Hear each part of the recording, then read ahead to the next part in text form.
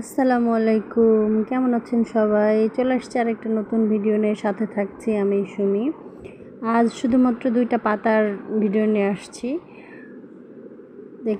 প্রথমে আমি camera on করেই পাতাটা এঁকে নিয়েছি। আমার যেরকম সুবিধা হয়েছে ওরকম আপনাদের যেরকম সুবিধা হয় বা যেটা ভালো লাগে ওরকম এঁকে নেবেন।